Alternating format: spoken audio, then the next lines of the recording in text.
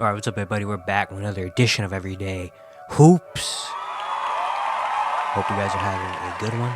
Today, we are going to be talking about every NBA team. We're about halfway through the year. Everyone has played about 40 to 41-ish games this season. And we're halfway through the year, which is honestly a really crazy thing about we're already halfway through the NBA season. And we're going to talk about every team today. I'm going to talk about just one thing or something I see, or just like a little review, I guess, of every team so far halfway through their year. So your favorite team's going to be talked about today. How much they're going to talk about, some are going to talk about more than others, but we're getting to it here in today's video. Thank you guys for the views on the videos on the shorts recently. I really appreciate it. If you do like the content around here, consider subscribing, turn notifications, stuff like that. I really appreciate it. Really upset a lot. We're on the road to 500 subscribers, so if you do like the content, hitting the subscribe button would mean a whole lot to me. And look to my Twitter, TikTok, stuff like that in the description down below. And I don't want to waste any more of your time. Let's get right to it. So we're going to go by record for every team. Start with the best teams in the league, going down to the worst teams in the league. All right. So we'll start with the Boston Celtics. Right now, they're currently 32-9, the best record in the NBA. They're currently on a 3-game win streak. The only team that's won 30 or more games so far this year. The only team that has not lost double-digit games yet. The Celtics team has been amazing. They are the second best offense, second best defense, best net rating in the league. They are really, really good. They're 20-0 at home. They have not lost a home game yet this season. They've been the best team in the league. They look like the championship favorites. They should be the championship favorites.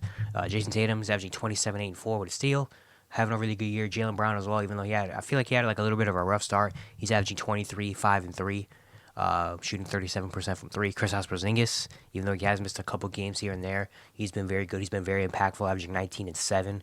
With almost 2 blocks, shooting 52% from the field. He's been great. Derek White has looked like probably the best role player in the league, averaging 16, 4, and 5 with a steal and a block, shooting 41% from 3. He's been great. Jrue Holiday has come over there. He's shooting 42% from 3. He's fit right in, even though the stats don't look crazy. He's fitted and done his thing. The Celtics team is really, really good, obviously. I mean, even guys like Al Horford is still producing. Sam Hauser's become a regular in the rotation. Payne Pritchard, is actually, really, really playing. I think Payne Pritchard's the only guy on the team that's played every game this season. Luke Cornett even has some moments. O'Shea Brissett. This team just looks really good, and I don't know what really stops them from winning a championship this season. They should be the championship favorites. They are the best team in the league. They probably are going to get 2 All-Stars. They should get 2 All-Stars. I don't know about 3. If by third, honestly, I would put Porzingis in there, potentially, maybe. But, still, they have been really, really good. Next, we go to the Minnesota Timberwolves. They're 29-11.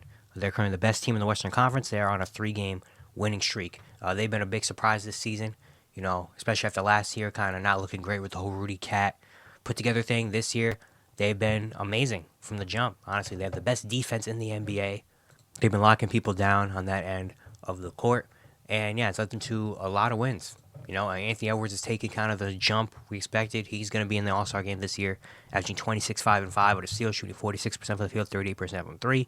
Karl Anthony Towns, even though he did struggle to start the season and his fit was kind of not looking great, he's stepped up big time. He's averaging 21-8-3, while almost shooting 50-40-90, shooting 89% from the free throw line. But he's been amazing. Rudy Gobert right now probably should be leader for Defense Player of the Year, averaging 13, 12, 2 blocks on the best defense in the league.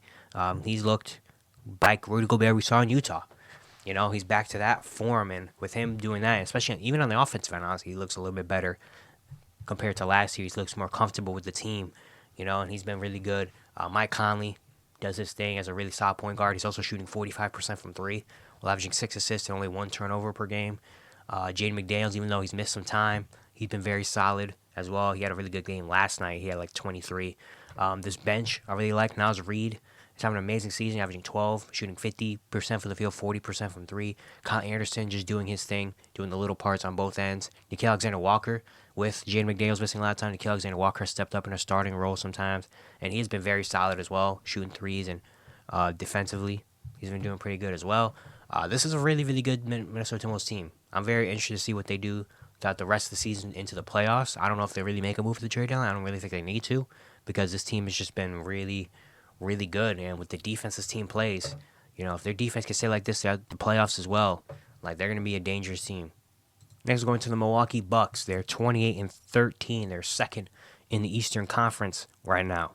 This team, championship aspirations, obviously. They have been pretty good, third best record in the NBA right now. There's obviously some things that don't look perfect with this team, especially on the defensive end and stuff like that. But we can't deny that this team is still winning games. It still looks like, a team you have to face, obviously, when it comes to playoff time and stuff like that. Even though they did lose by 40 last night to the Cleveland Cavaliers, they got absolutely blown out. Giannis didn't play in that game, but still, Cavs are also missing Darius Garland and Evan Mobley. That was a very crazy game. But yeah, Giannis having another MVP-like year, averaging 31, 11, and 6 with a steal and a block. He has been amazing. Dame, after having a tough start, he's starting to come back a little bit, averaging 25, 6, and almost 7 assists. Chris Middleton is slowly working his way back into the lineup. He's been better as of recently. Brook Lopez is still averaging almost 3 blocks per game, doing his thing. Bobby Portis has been stepping up recently, averaging 12 points off the bench. Malik Beasley is shooting 47% from 3. They just got Jay Crowder back last night as well, which is a big thing. Of course, again, we still have our kind of issues with the Milwaukee Bucks, and that they don't look like the amazing contending. Well, they're still a contender, but they don't look like the unstoppable big team we thought they were going to be in the season. But we still have to, respect them with Giannis and Dame. With Giannis, I've been saying it, with Giannis and Dame, as long as they have those two on the court, they're going to have a chance to win every night. And if they can keep their, defense up, or they get their defense up, or if they can, I don't really think they can make any moves because they don't really have a lot of assets that they can move around like that. But this team is still going to be dangerous. But yeah, definitely some concerns a little bit though, especially when it comes to playoff time. Next, going to the Oklahoma City Thunder. They are currently 27-13. They're second in the Western Conference. They've been arguably the surprise team in the NBA this season. Of course, last year they had some, hope. Potentially, they're one win away from making it to the playoffs. And people are like, well, now they're getting Chet Holmgren back. They should be in the play-in mix again. And they jumped that. They're been one of the best teams in the NBA this year. They're a top 5 offense, just outside of the top 5 defensively as well. Second in net rating. They've been amazing. Shai Gilgeous-Alexander is legitimate in the MVP conversation, averaging 35, 5, and 6 with over 2 steals, shooting 55% from the field. He has been absolutely incredible. Jalen Williams, J-Dub, he's been great, averaging 18, 4, and 4, shooting 54% from the field, 45% from 3. Chet Holmgren, right now, him and Wemby are going back and forth on the Rookie of the Year conversation. He has a really good chance to win it.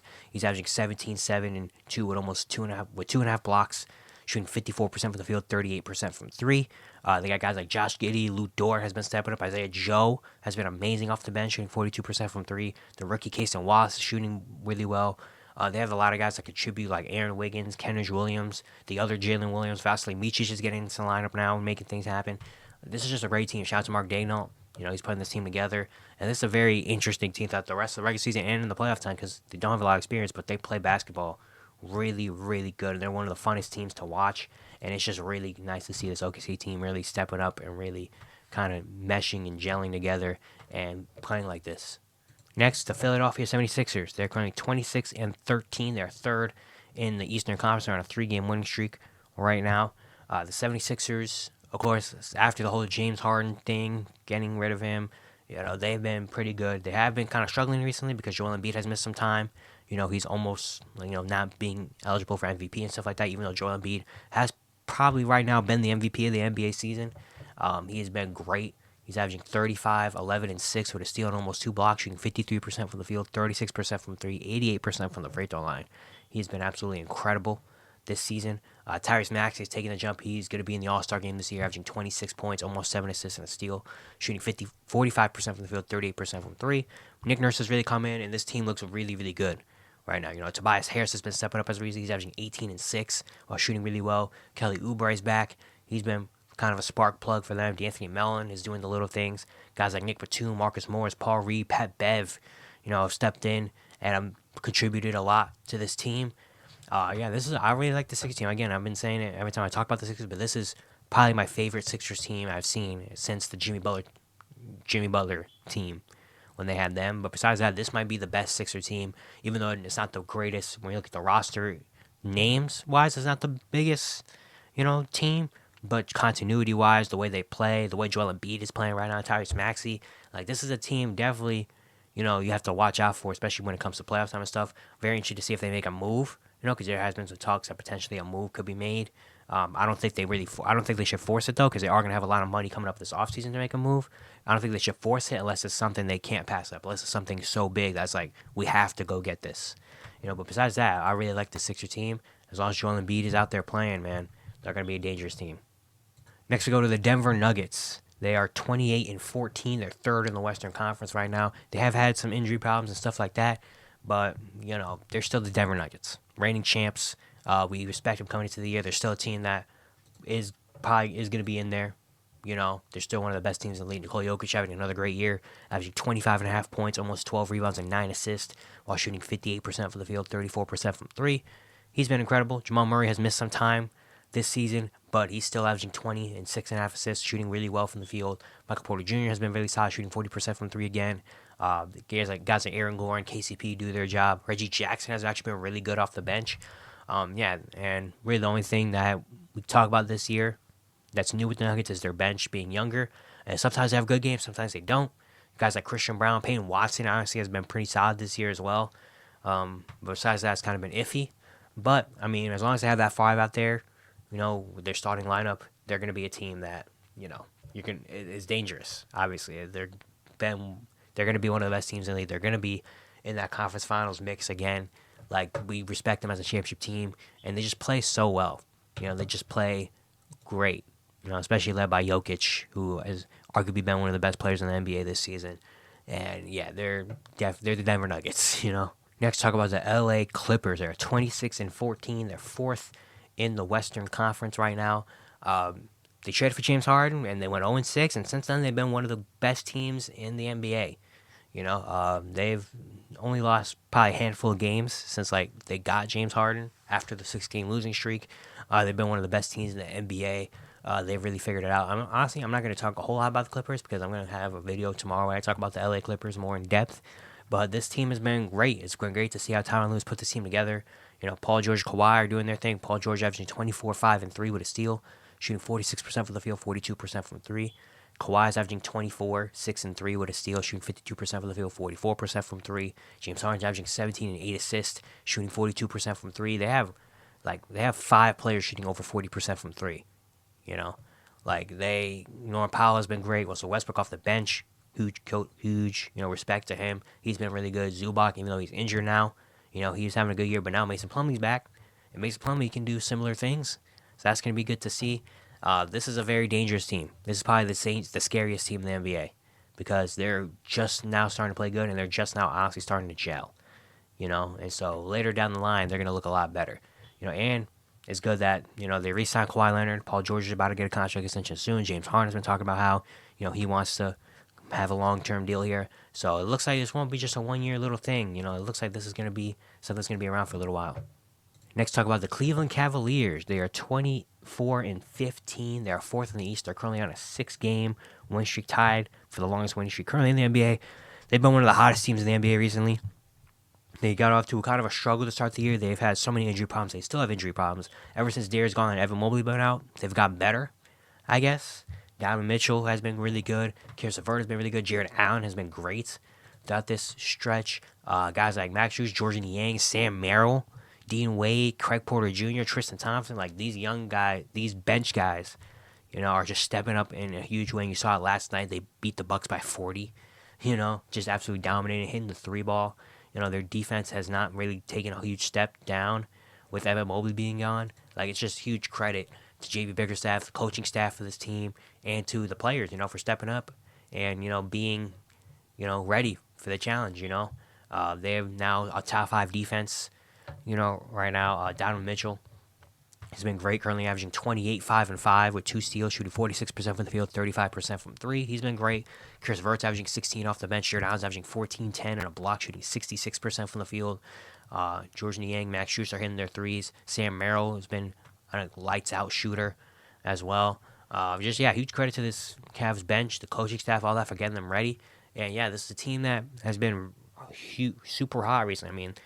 A month ago, I feel like they were 8th, 9th, kind of just being around 500, and now they're 24-15. They're on a 6-game winning streak, and imagine what happens when Darius Garland and Evan Mobley do come back. I'm very interested to see when they come back, because if they can come back and there's the bench guys are still kind of thriving and playing the way they're playing, man, this is going to be a team you definitely have to watch out for. Next, go to the New Orleans Pelicans. They're 25-17. They're 5th in the Western Conference right now. They're top 10 offense, top 10 defense. At this point, they got off to kind of a struggle of a start, but now they're healthy. They've been healthy, and they've been playing really, really good. They beat good teams. They're shooting the three ball pretty well. Defensively, they're really locking in. This has been a really good Pelicans team, especially early in the year. We had a lot of questions, and there's a lot of stuff going on about the Pelicans. About, dang, are we ever going to be able to see this team at its full potential? Are we ever going to see them healthy? What are changes going to have to be made? Is someone going to have to get traded? But, they waited it out. Everyone's healthy right now, and they're balling. Zion, he's averaging 22, 5, and 4 with a steal, shooting 58% from the field. Brandon Ingram's averaging 21, 4, and 5.5 assists, shooting 49% from the field, 36% from 3. CJ McCollum's averaging 19 points. He's shooting 44% from 3. He's lining it up. JV has been very solid. Trey Murphy Jr. Trey Murphy the third, what the heck? Since he's come back, has been playing really good. Jordan Hawkins, Coach Willie Green. Jordan Hawkins does not go DNP CD anymore. Jordan Hawkins plays in the rotation now, man. That dude is a sniper. And with this team you have, you need him out there on the court. Herb Jones has been great on the defensive end, and now offensively shooting 38% from 3. If he can do that while bringing the defense, man, that's huge. Najee Marshall's back doing things. Jose Alvarado, Dyson Daniels, Larry Nance Jr. is back now. This is a deep team in the Pelicans, one of the deeper teams in the league. This is a team definitely that, if they go up against a Clipper or a Nuggets team in the first round or something like that, I'm not saying they're going to win that series, but they're definitely going to give that team, a fight. This has been a very good team. Shout out to Willie Green for putting this team together. Next, the New York Knicks. They are 24-17. They're 6th in the Eastern Conference. The 4 through 8 spot in the East is literally separated by a game or half a game or something like that. We're going to talk about that. We're going to go through a couple East teams because they all have the same record. But yeah, the Knicks team, they made the OG Anunoby trade. They've been really good since the OG Anunoby trade. They did lose a couple games because Jalen Brunson missed some time. But this is still a really good team. Top 10 offense, just outside the top 10 defensively as well. OG Anunoby has fit in really, really well with this team. He's averaging 14, 4, an assist, and a steal with almost a block, shooting 50% from the field and 41% from 3. Also playing 36 minutes per game, which leads the team. You knew Tom Thibodeau was going to love to have him out there. Jalen Brunson, certified All-Star this year. He's averaging 26, 3, and 6, shooting 47% from the field, 42% from 3. Julius Randle, after having a horrid start to the season, has come out, and as of the last 2 months, he's been amazing. He's currently averaging 24, 9, and 4 this season. Dante DiVincenzo is shooting the lights out from 3. I like the role players they've been doing. Josh Hart, of course, doing Josh Hart things. I think Hartenstein has stepped up. With Mitch Robinson most likely being done for the year, I was saying Hartenstein has stepped up. He's averaging 6 and 8 with 2 assists, a steal, and a block, shooting 61% from the field. He has been amazing. He's going to get a nice contract, this season. Miles McBride, with Emmanuel quickly gone, he's kind of stepped up into the 6-man backup point guard type of role, and he also got a contract extension. And he's been very good. Shooting 44% from the field, 46% from the field, 44% from 3. Doing it on the defensive end as well. He's been very, very good since he stepped up with this team. And yeah, I'm very excited for this Knicks team. Especially when it comes to playoff time and stuff like that. They're a gritty team. They play on the defensive end. Offensively, they can do their thing. Even though it's a little bit stagnant, now they have OG Anunoby, another shooter out there. And there's potential that they could make another move. There's been talks about maybe they're trying to add in Quentin Grimes, Evan Fournier, and a pick or something like that to go get something else, which we'll see what happens with that. But, man, this Knicks team, they're definitely going to be a team in the playoffs that's not going to be an easy out, Next, got the Miami Heat. They are 24-17. They're 6th in the West. In the East, the Knicks and Heat have the same record. So, yeah. The Heat have had a lot of injuries this year. Jimmy Butler just came back. Tyler Hero missed a lot of time, But it seems like it doesn't really matter because they still win games. They still win games even when their stars don't play because Eric Spoelstra is great. He got a new contract extension, which he deserves. He's the best coach in the NBA right now. Puts people in the best position. They can have anybody out there and they just play well, I guess. That's just what the Heat do. But now they're fully healthy. They're back. They did just get blown out by the Toronto Raptors last night. But, still, this is, a team that was just in the NBA Finals last year. Tyler Hero, he's averaging 22, 5, and 4 with a steal, shooting 43% from the field, 40% from 3. Bam Adebayo should be in the All-Star game, averaging 21, 10, and 4 with a steal, shooting 50% from the field. Jimmy Butler has been keeping it cool. He's averaging 21, 5, and 4. Jaime Jaquez Jr. has been one of the best rookies in the NBA this season, averaging 14, 4, and 2 with a steal, shooting 51% from the field, 35% from 3. Tucker Robinson shooting 41% from 3. He's been hugely improved this season. Caleb Martin is still doing his thing. Kevin Love still comes in and gives some good minutes. Josh Richardson does. Nikola Jovic is playing now, and he's shooting 44% from 3. Hayward Highsmith is a regular rotational player because why not? This Miami Heat team is still very dangerous. Still a team that, that can get you. They're a team that built for the playoff, built for the big runs and stuff like that. They can get you. And it's great that they're winning games and they're still being good. I mean, I had this team. I thought this team was going to be a playing team again, which they still could be because, honestly, if they lose like 2-3 more games, they're in the play-in. But this is still a team, that no matter where they are, if you play them the first round, you're just like, dang it. Next, I have the Indiana Pacers. They're 23-17. They're 7th in the Eastern Conference. Yesterday, they made the trade. They got Pascal Siakam from the Toronto Raptors, another all-star type of player, to add to their number one offense and their very bad defense, which he can help on both sides. Very excited to see how Pascal plays with this new team now. It's going to be very fun to watch, and that's a big move for the Indiana Pacers. They've been one of the success stories in the NBA this year. Tyrese Halliburton is going to be an all-star starter. He should be at least in the Eastern Conference, averaging 23 points, 4 rebounds, 12.5 assists, shooting 49% from the field, 40% from three. Miles Turner's been very solid. Bennedict Mathurin has been good. Guys like Aaron Nesmith, Obi Toppin, Jalen Smith, Andrew Nembhard, T.J. McConnell, Isaiah Jackson, Buddy Hield. They've been all stepping up this year, in the lineup. And with Tyrese out of the lineup, they've still been very good. Their offense is just electric, They score 125 points per game. And now they're adding a Pascal Siakam, who's a 20-something point per game scorer as well. So, very interested to see how that works and how he works in the kind of fast motion, but also when Tyrese is out, he's probably going to get the ball out of his hands and be the number one option as well. And just, another option for Indiana. I love that they went out and made the move, were aggressive, didn't have to give up any of the young players, give up a lot of the picks instead. I talked more in depth about it in yesterday's video. If you missed that, you can go back and watch that one. But, very excited for how Indiana looks now with Pascal Siakam.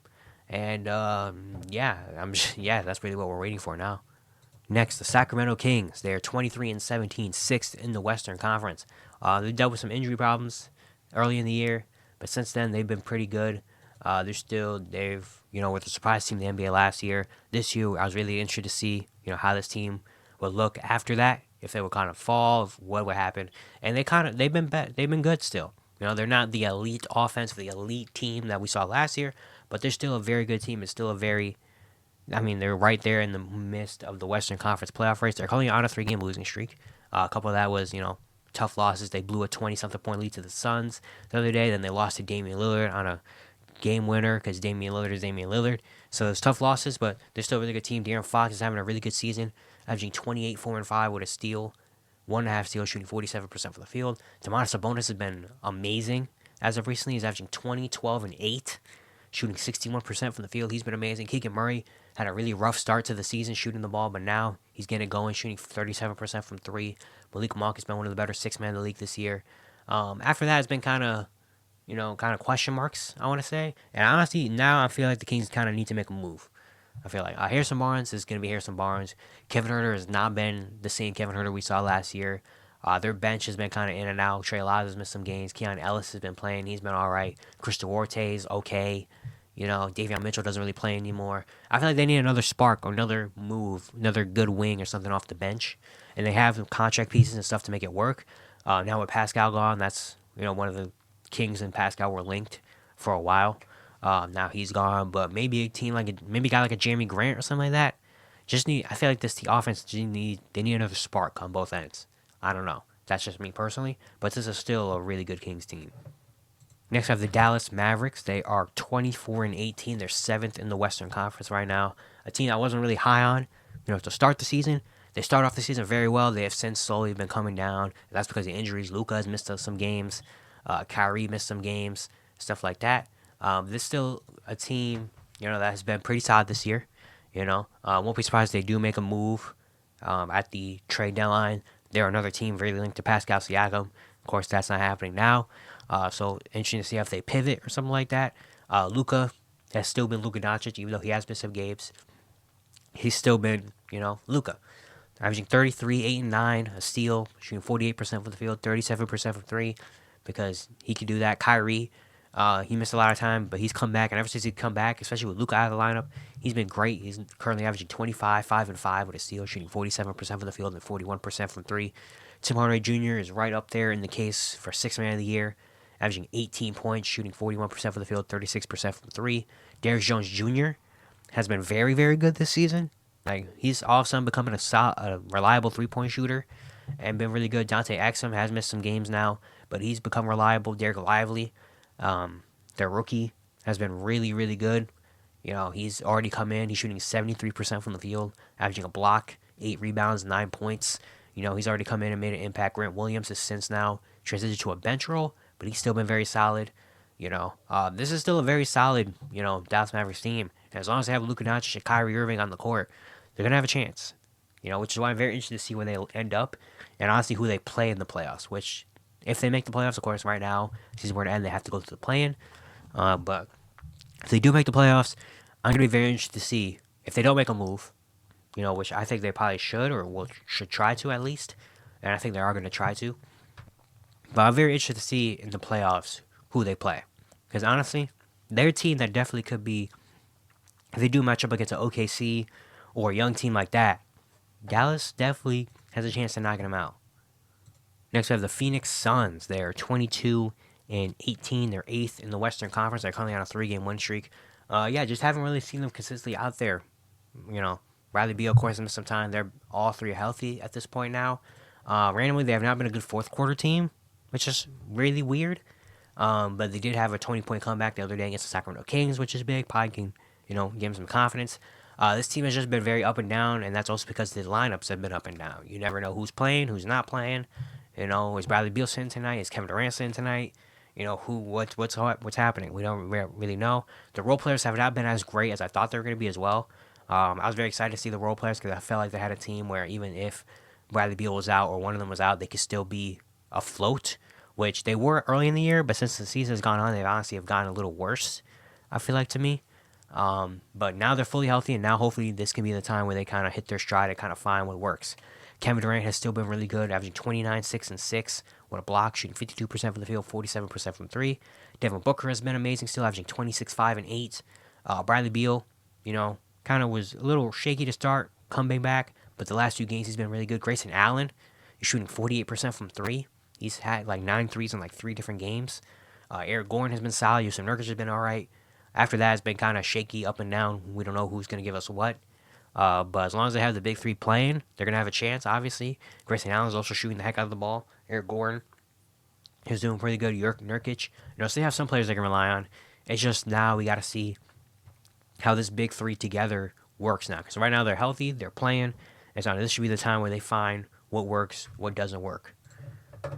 Next, we have the Orlando Magic. They're 22-19. They're 8th in the Eastern Conference. They weren't one of the better teams in the East. Honestly, they were like right behind the Boston Celtics early in the year. They've fallen since. That's because of some teams getting hot, like the Bucks, the Sixers, and stuff. Also, they've had a lot of injury problems as of recently as well. Franz Wagner's missed a couple games. Wendell Carter and Markelle Fultz were out for a while, obviously, and now they're back. They've had a lot of injury stuff going on, but they've still been one of the better teams, surprises in the league. Paulo Banchero has been amazing as of recently, especially with Franz out. He's averaging 23, 7, and 5 with a steal, shooting 45% from the field, 35% from 3. He's been great. Franz Wagner is still really good. Cole Anthony has been great as a 6-man. Jalen Suggs, of course, finding his role and being good. Mo Wagner has been great off the bench. They have some guys like Goga Badaste, Anthony Black. Caleb Houston has stepped up and played really well. One thing for the Magic, I would really like to see them make a move at the trade deadline. There's been talks about potentially packaging Markelle Fultz or maybe Wendell Carter, and a pick or something to go make a move, and I'm very interested to see what they move they make. I feel like they need some scoring. Their defense has been amazing this season, one of the better. That's why they've won a lot of games. Right now, they have the 3rd best defense in the NBA, but their offense is 24th. Injuries play a part of that, but also their offense has not been able to really hold up and sustain, It's really, a lot of their offense has just been Paulo or Franz make something happen. And then maybe once in a while they get, a hot 3-point shooting night. But I feel like they need some more consistency in their offense. And I wouldn't mind seeing Orlando going out, maybe taking Markelle Fultz in a pick or something and going getting a guy like a Terry Rozier or someone like that, someone that could just be a consistent bucket getter for them. I feel like that's the one thing they're missing. But besides that, they've been one of my favorite teams to watch. I really love this Orlando Magic team.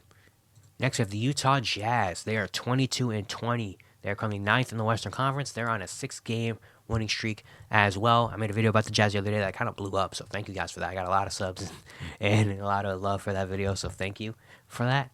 But, yeah, this Jazz team has been absolutely on fire. I think they're like 14-2 in their last 16 games. They've been spectacular. They're over 500 for the first time this season. They're better than the Lakers and the Warriors and teams like that. Right now, they're in like the playoff race in the Western Conference somehow. And yeah, huge credit to Will Hardy, one of the more underrated coaches, one of the better coaches in the NBA. And these players have just been playing with some confidence and some fire in them. Lauri Markkanen is still really good. 24-8, shooting 49% from the field, 39% from three. Jordan Clarkson has been really good, whether it's a starter or a bench role. Colin Sexton, ever since he's become a starter, they've been really good. Keontae George, their rookie, one of my favorite rookies this year. He's been playing really well. Simone Fontecchio has been balling. Walker Kessler has been doing his thing. Kelly Olynyk has been doing good. Chris Dunn has kind of revived his NBA career. Ochai Agbaji has done some things well on both ends. This has been a very surprising, fun Jazz team. They're a team that, doesn't have a lot of talent. When you look on paper, doesn't have a superstar or anything like that, or isn't something crazy, electric offense, but they make it work. They put players in the right position. Will Hardy does. They've been shooting the heck out of the three ball. They play hard and tough on both ends as well. And yeah, just a really fun team to watch. Very excited to see how well this Jazz team goes throughout the rest of the year. There were talks, of course, like a month ago when they weren't as good about potentially trading Lauri Markkanen, trading Colin Sexton, trading all these guys. But now, now who knows? Maybe they buy. Maybe they go out and make a move to make them better. Who knows what they do? But yeah, it's just been a very fun story to watch the Utah Jazz this year. Next we have the LA Lakers. They are 21-21, 10th in the Western Conference. They're back to 500. They won a couple games in a row. This team won an in-season tournament championship, and ever since the in-season tournament championship, they have not been good. They're 22nd offense, 11th defense. LeBron and AD still have been amazing. I mean, Anthony Davis has been great. 25, 12, and 3, a steal of 2.5 blocks. He's been amazing. LeBron, 39 years old. He's averaging 24, 7, and 7 with a steal, shooting 52% from the field, 39% from 3. After that, it's just been a whole bunch of inconsistency. D'Angelo Russell, currently, the last few games has been in a hot streak. But, D'Angelo Russell kind of goes down in streaks. Austin Reeves has been solid. He hasn't taken the jump that we expected, but he's still been all right. Rui Hachimura is injured now. Turner Prince has kind of been up and down. Christian Wood has been in and out of the rotation. Cam Reddish is injured again now, and offensively hasn't really been providing much. Max Christie is still in his second year, his first year actually playing. He's been, up and down, what you expect from him. Jared Vanderbilt is amazing defensively, but offensively he can't do anything. The Lakers, yeah, they need to make a move. They need to make a move. I've been saying that. I think everybody knows that at this point, but they need to make a move. They need to make a trade. They need to do something. And now there's reports coming out that saying, they're trying to go after a point guard, guy like a Tyus Jones or something, which I'm not, mad at, but it's just very interesting to them to pivot. They were in talks for Zach LaVine. Now that looks like that might not be happening. DeJounte Murray was another guy that's been talked about a lot with the Lakers. We don't know if that's happening anymore because they don't want to give up Austin Reeves for DeJounte Murray and all that stuff. And I don't really know what's going on in the trade market, but they need to make a move because this team by itself right now, it's just not it right now. They're just not consistent enough. They're not good enough offensively to keep up. And defensively, the defense has been slipping a little bit as well. They've always been a team that even though if their offense is not great, they rely on their defense, which is still okay. But it's like, when your offense is not great and the offense can't consistently hit shots, it's just going to be tough to stop teams. Next, we have the Houston Rockets. They are 19-21. They're 11th in the West. They've currently lost 3 in a row. They're on a little losing streak. They're another team that has been a surprise this year. Ime Udoka had this team rolling. They were currently, at one point, they were like 6th in the West or something. They were great. They're currently on a little losing streak. They're on a little, tough road trip. They play Philly and New York, Boston. They're kind of on that road trip, which is tough. But, I mean, still a very good Rockets team. Even if they don't make the playoffs or play in or anything like that, I don't really think that matters anymore because this Rockets team is still, been really good. Especially the last few years, they were the dumpster fire of the NBA. And now they look like a competent basketball team. They're a top 10 defense. Alperen Sengun, has a really good all-star chance. I don't know if he makes it. He's going to be one of those guys that's going to be on the fence. But, I mean, he's still been great. 21.5 points, 9 rebounds, 5 assists, and a steal. He's been good. Fred VanVleet has come in, and he's been what they needed, averaging 17, 8 assists, shooting 39% from 3. Dylan Brooks is back in the lineup now. He's shooting 40% from 3. He's been good. Jabari Smith Jr. has been stepping up as the season's gone on. Tari Eason has been solid. Cam Whitmore, he might become a regular in the rotation. He's been very, very good since he's In the minutes he gets, averaging 9 points, 3 rebounds, 49% of the field, 37% from 3. He's been good. Jeff Green, Aaron Holiday, Jayshawn Tate have done their thing. Jalen Green is still a big question mark for me, especially. Watch him in the Knicks game, watch him in a couple games. It's very tough. I don't know where I really stand on Jalen Green at this point still.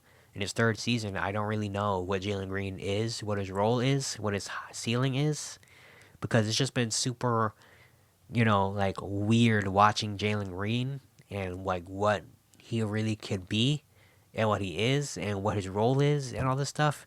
Good thing is they're still young, so I don't really mind the losing 3 in a row and them being out of the play and stuff like that. Like, I don't really mind it because they've looked a lot better, and Ime Udoka has come in and changed his franchise, which is what they needed. Next, we have the Bulls. They're 19 and 23. They are 9th in the Eastern Conference. They were on a little hot streak with Zach LaVine out. Kobe White was taking over. Zach LaVine's back. Vucevic is back, and they're kind of bad again. Zach LaVine, they're trying. They are trying to trade him and get rid of him, and it's not working. It's not working. The contract, the impact, it's tough. If you guys go to the Lakers, I don't really know where he goes, honestly. I really don't. Honestly, like, the more and more I see reports, the more and more I think Zach LaVine might not get traded, which kind of sucks because I want to see him on a new team. I want to see the Bulls kind of get rid of LaVine and get rid of the old guys and go young and stuff, but it's tough. It's really tough. DeMar DeRozan has been solid this season. Kobe White, again, has been really, really good, averaging 18, 4, and 5, shooting 40% from 3. Vucevic has been solid. We've seen some glimpses of things from guys like Patrick Williams. Alex Caruso hopefully gets traded as well. Andre Drummond has been really good as of recently as well, especially when Nick Vucevic is out. This Bulls team still is not good, and hopefully they find a Zach LaVine trade soon. That's really all I got to say about the Bulls. Next, we have the Golden State Warriors. They're 18 and 22. They're 12th in the Western Conference. Before I talk about the Warriors, I just want to say rest in peace to Dejan Milojevic. I don't even know if that's how you fully pronounce his name, but he fortunately passed away as an assistant coach of the Warriors that had been around for a little while. I won a championship with them on the 2022 team. Suddenly passed away yesterday, so I want to say rest in peace. Condolences to the Warriors organization, his family, all that stuff. That's just very, very terrible, sad news to hear. I want to say that first and foremost. But now we get to the actual team. This team is not reaching expectations, and this team is pretty bad right now. I said it in the other day, but this is Mike Dunleavy. It's your time now. Mike Dunleavy, you got to do something because this team is not good right now. It's been Steph Curry and then no one else, to be honest. Clay's not having a good year. Andrew Wiggins forgot how to play basketball. Chris Paul's hurt again. Draymond Green can't stop hitting people. The young guys don't like Steve Kerr. Like, it's just been very, very, not a good season for the Warriors. And now with Pascal gone, I don't really know where the Warriors go at this point, honestly. At this point, I wouldn't be surprised if they just stay packed because I don't really know what to do. If I'm like Dunleavy on the Warriors, they got to do something if they want to compete.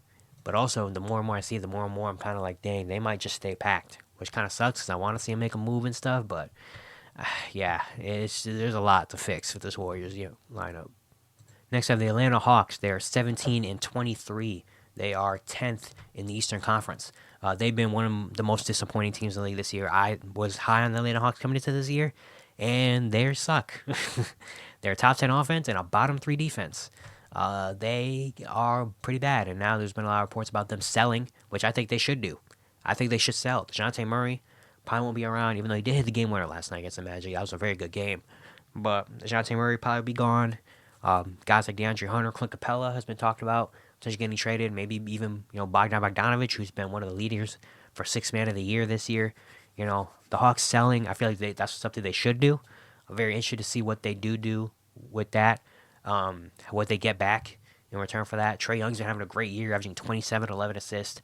Jalen Johnson has been one of the most improved player candidates as well, averaging 14, 8, and 3 with a steal, shooting 57% from the field, 40% from 3. He's probably been their second best player, third best player in terms of just impact and what he does on the court when you watch him. Like, he's been one of the best players on the Hawks. He's been one of the only good things about the Hawks coming out of this season. So very interested to see how the Hawks do sell, what Landry Fields does at the trade deadline. They should just trade everybody. Next, we have the Brooklyn Nets. They're 16 and 24. They're 11th in the Eastern Conference. They're currently on a 4-game losing streak. It's been kind of a disappointing team for me as well. I wasn't super high on the Nets coming in. I didn't have them as like a 5 seed or anything, but I thought they're going to be kind of a fun team to watch. That I was going to win some, going to lose some, going to be kind of like a mid, maybe 41-41 type of team, be a 8-9 seed. And they have not really been that. They've kind of been bad. Defensively, they have been super underperforming on what I thought they're going to be. Their offense actually was a top 10 at one point, but it's been falling and falling and falling. And honestly, I feel like the Nets are a team that they should start selling as well. Guys like Dorian Finney-Smith, Royce O'Neal, are guys that, a lot of playoff teams would love to have. I would love to have a Dorian Finney-Smith or Royce O'Neal on my team. Maybe even flirting with the idea of Mikal Bridges, I don't know. Mikal Bridges has been very solid this year. He's shown he's probably not a number 1 consistently, which is fine. I feel like a number 2 for Mikal Bridges is great. Cam Thomas, they're still messing with his minutes. He still averages 20. He has not been as great as of recently, but they're still messing with his minutes and stuff. Spencer Dinwiddie has been pretty bad. He's shooting 39% from the field. Nick Claxton has not been the same. He's averaging 12, 10, and 2 blocks still, but it hasn't felt like the same impact. And maybe that's because they're not winning as much. But yeah, I feel like the Nets are starting to become that team where I feel like they probably should trade off some pieces too. If they can get something decent for Dorian Finney-Smith, for Royce O'Neal, for Spencer Dinwiddie maybe, even for like a Lonnie Walker, like they can get something pretty solid back for that, So yeah, I feel like the Nets at this point, they should start selling, go young, because right now, yeah, this team is not very good. Next, we have the Toronto Raptors. They are 16 and 25. They are 12th in the Eastern Conference. They made the Pascal Siakam move. Pascal Siakam is no longer a member of the Toronto Raptors. They got back Bruce Brown, Jordan Nwora, Kira Lewis from the Pelicans, and 3 first-round picks as well, including 2 from next year. And I talked about this a lot in my video, again, of the Pascal trade yesterday. But now they have the potential to have 3 first-round picks next year. They have their own pick that is top 6 protected, so if it lands outside the top 6, which right now it would not land, but if it were laid to outside of the top 6, it would be San Antonio's pick. But now they have Indiana's pick for next year, and they have another 2024 first-round pick that's got weird protections on it and stuff. But they have potential to have 3 first-round picks next year, and they're probably not done moving. They still have Dennis Schroeder could be traded. Gary Trent Jr. could be traded. Maybe, who knows, maybe Jakob Poeltl, might be on the move. They can grab and flip Bruce Brown. They still have a lot of moves to make, and now I'm very excited for this future of the Toronto Raptors, especially the way Scotty Barnes has been playing. He's averaging 28 and 5 with a steal and a block, shooting 48% from the field, 37% from 3. IQ, since he's got to Toronto, is averaging 18, 5, and 5, shooting well. RJ has been the leading scorer for the Raptors now this year, averaging 20 points per game since he's gotten to Toronto. So yeah, I'm very, very excited for this Toronto Raptors future. Especially after this move now, kind of bringing in the change, bringing in the new, young. They're going to have a couple first-round picks next year. They still can get some things for trading some of their guys they have, like Dennis Schroeder, Gary Trent Jr., Jakob Poeltl potentially, stuff like that. Like, this Raptors future, and I just got a lot more excited about the Toronto Raptors after that trade, But yeah, this rest of the year, they're just going to tank, just be young. And yeah, they did beat the Miami Heat last night by a lot, though. Next, we have the Memphis Grizzlies. They're 15 and 25, 13th in the Western Conference. Just a nightmare season for the Grizzlies. Ja was missing the first 25 games. It was like, all right, maybe if we can stay at 500, Ja comes back, and then we can hit our stride. They were very bad when Ja, was out. They missed Marcus Smart for a while as well. Steven Adams is out for the season. Ja comes back. They win a couple games, and now Ja's out for the season. And now Desmond Bane's out for 6 weeks. And they're playing, even though they did upset the Warriors on Martin Luther King Day, which is a huge credit to them. What a game. But yeah, at this point, they're just going to tank. Just tank, wait for next year, get a good pick, and yeah, restart, retool. That's what has to happen at this point. But it's good that we get to see some young players playing more. David Roddy, Zaire Williams going to get some opportunity. Vincent Williams has been a great success story, being a two-way guy, now getting a regular contract. Gigi Jackson, had a big game against the Warriors, on MLK Day. The youngest player in the league. He was a second-round pick. He's showing some things. Jacob Gilliard has been very solid as well. So, yeah, they just signed Scottie Pippen Jr., so maybe he gets an opportunity, Yeah, this Grizzlies team is just going to be that team, just young, fun team that's going to be, grit and grind. It's always there in Memphis, the grit and grind.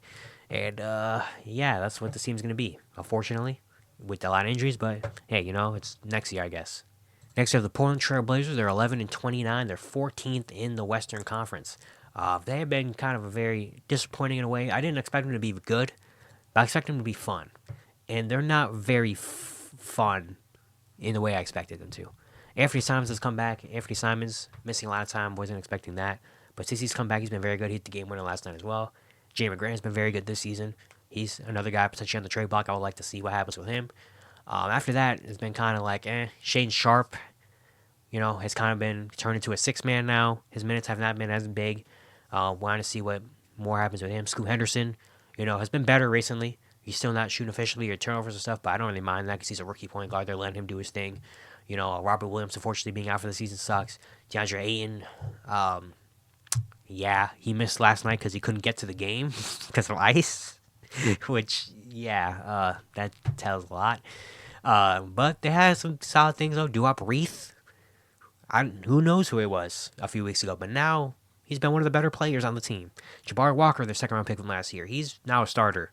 He's been playing pretty solid. Toumani Camara, who they got in the Damian Lillard 4-team trade, where they got DeAndre Ayton as well, he's been very solid. So, hey, Chris Murray's been getting more minutes, which I like to see. Ibo Baji is playing now for them. Shot blocker. I guess, it's not been fun for Portland. It's not been fun at all. But, at least they got some young players I know what to expect that are playing good. Next, I have the Charlotte Hornets. They're 8-30. They're currently on a 6-game losing streak. They are 13th in the Eastern Conference. LaMelo Ball's back. So that's good. LaMelo's back. Terry Rozier hopefully gets traded at the trade deadline because I like to see him on a new team. The Hornets just are not good right now. Miles Bridges has been very solid, averaging 20 points per game. Gordon Hayward might not be around Charlotte for that much longer. They said they might even buy him out because why not? Marco Williams, unfortunately, has missed some time. Brandon Miller has kind of slowed down as the season's gone on, which sucks. But the Hornets, I don't really know. I don't really know what much to say about the Hornets, man.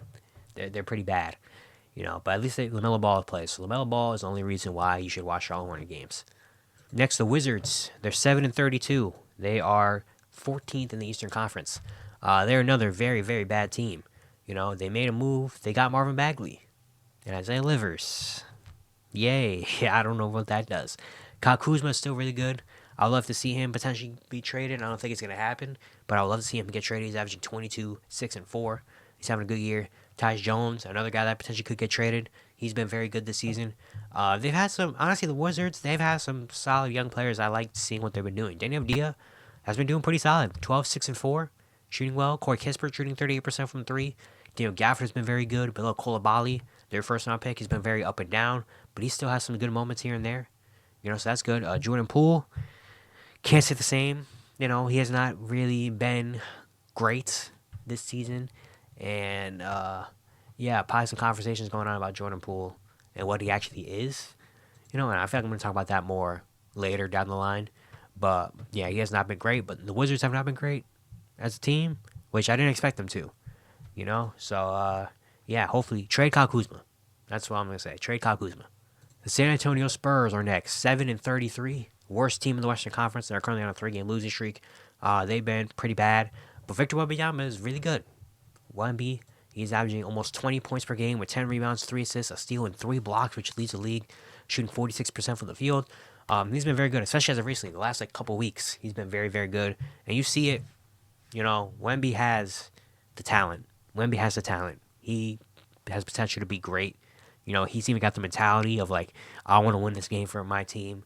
I want the ball. I want the big moments, which I love. Really, he just needs a team that can pass the ball to him. That's really all he needs. Besides Wemby, it's been very just kind of for the Spurs throughout the rest of the year. Devin Vassell, he's been good. I'll give him that. After that, Keldon Johnson's been solid. He's turned into a bench role. I don't really know what his future looks like at San Antonio. Zach Collins has kind of been He's lost his spot in the rotation a little bit, and he's injured. Jamie Sohan has been all right, I guess, but he's not a point guard. After that, it's just been kind of, not very much to take away from the San Antonio season other than Victor Wembanyama is the real deal, and please pass him the ball. And last and certainly least, the Detroit Pistons. They are 4-37. They suck really bad. Kay Cunningham does not, though. Averaging 22, 4, and 7 with a steal. He's been good. Jalen Duren as well, really good. Jaden Ivey as of recently with Cade out. Jaden Ivey has stepped up a little bit. Alec Burks has been very solid. Hopefully he gets traded. Bojan Bogdanovic as well. Hopefully they both get traded. But yeah, this team is very bad. They're 4-37. They have won a game in 2024. They beat the Wizards the other day. So that's good. This team without Cade Cunningham. This team with Cade Cunningham was already bad. The team without Cade Cunningham, horrible. That's what we've learned. Horrible. Killian Hayes is not good. I'm sorry. Killian Hayes sucks. I'm sorry. This team is bad, man. This team is bad. There's no, lights really at the end of the tunnel right now. Besides having Cade Cunningham and Asar Thompson, I guess, and Jalen Duren. After that, you really have nothing. So hopefully they make some more moves. Hopefully Alec Burks, Bojan Bogdanovic is out the door, and they get some more picks and stuff, and they can, maybe. I mean, they fight. The one thing I'll give the Pistons, they fight. It's not like they're going out there with their heads hang low and not effort. Like, they're playing with effort, and they play with intensity. They almost beat the Timberwolves last night. Like, they've had a lot of games where they almost beat some good teams. It just hasn't involved in wins. Most 99% of the time, it doesn't involve in wins, which sucks. But, I mean, the one thing I will give the Timberwolves team is that they do, this Pistons team, is that they do try, at the very least, which I can respect them for. But yeah, that's it for today. Every team through 41 games. I hope you guys enjoyed. Once again, if you enjoyed the content around here, consider subscribing, turn notifications, also like that. I really appreciate it. Really upset a lot. And yeah, I'll see you guys tomorrow.